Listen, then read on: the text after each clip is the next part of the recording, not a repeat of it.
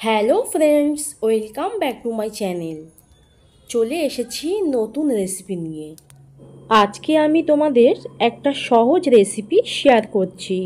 অনেক দিন ধরে ইচ্ছে করছিল মাটির উনুনে রান্না করে একটা রেসিপি বানাবো, আর তাই আজকে আমি খুব সহজেই একটা রেসিপি মাটির উনুনে বানিয়ে নিচ্ছি।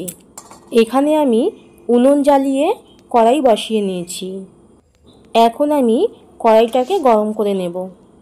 এই রেসিপিটা তৈরি করতে কিন্তু অনেক কম সময় লাগে, আর এটা হচ্ছে গ্যাসে কিংবা উনুনে দুরকমভাবেই কিন্তু তৈরি করা যায়।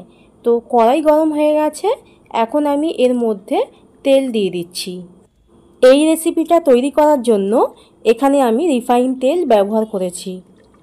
এখানে তেলটাকে কিন্তু খুব ভালোভাবে গরম করে নিতে হবে। যদিও আমার মাটির উনুনে রান্না করার কোনো অভ্যাস নেই, বলতে পারো এটা একটা শখেই এই রান্নাটা আমি মাটির উনুনে করছি, তাই আমি মোটামুটি বলতে পারছি না যে এই তেলটা গরম হতে কতক্ষণ সময় লাগবে। তবে এই তেলটা গরম হওয়া অবধি কিন্তু আমাকে অপেক্ষা করতে হবে। আজকে কিন্তু আমি তোমাদের সঙ্গে আগেই শেয়ার করলাম না যে আজকে আমি কি রেসিপি তৈরি করছি।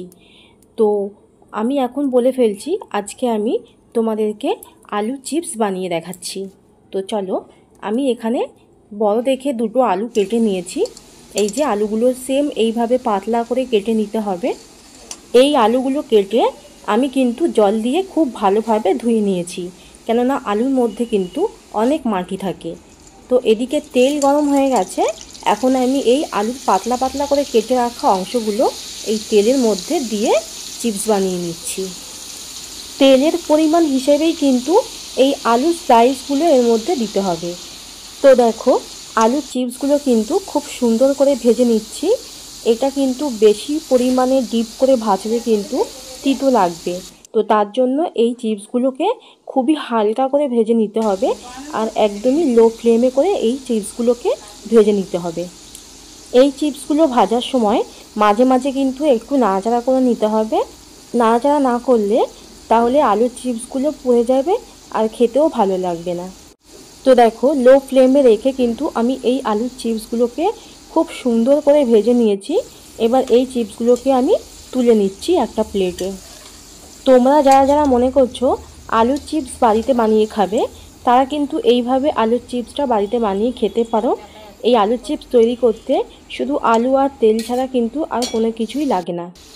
আর যেহেতু এটা একটা খুবই সহজ একটা রেসিপি, তাই এই রেসিপিটা তৈরি করা কিন্তু খুবই সহজ, খুবই ইজি। আর এই রান্নাটা করতে এই জন্যই কিন্তু একদমই বেশি সময় লাগে না। আর এটা খেতে কিন্তু একদম পুরো দোকানের মতোই লাগে। দেখো কতটা সুন্দর লাগছে দেখতে। এখন এই চিপসগুলো ভেজে আমি এর মধ্যে বাকি চিপসগুলো দিয়ে এইভাবে কিন্তু ভেজে নিচ্ছি। আর এই রেসিপিটা যদি কেউ গ্যাসে রান্না করে, তাহলে কিন্তু গ্যাসের ফ্লেমটা লো ফ্লেমে রাখতে হবে। সমস্ত চিপসগুলো কিন্তু আমার ভেজে নেওয়া হয়ে গেছে। তো এখন আমি একটা প্লেটে সমস্ত চিপসগুলো আমি তুলে নিয়েছি। আর চিপসগুলো দেখো, তোমরা দেখে বুঝতেই পারছো চিপসগুলো কিন্তু একদম পুরো দোকানের মতন হয়েছে। আর এগুলো খেতে কিন্তু ভীষণ ভালো লাগছে। ঠিক আছে, তো তোমরাও একবার এইভাবে বাড়িতে বানিয়ে দেখো, আশা করছি তোমাদের ভালো লাগবে। রেসিপিটা ভালো লাগলে আমার চ্যানেলটা সাবস্ক্রাইব করে পাশে থাকবেন। লাইক, কমেন্ট, শেয়ার করতে ভুলবেন না। নতুন নতুন রেসিপির জন্য কমেন্ট করে জানাবেন। আবার দেখা হবে নতুন কোনো ভিডিও নিয়ে। বাই।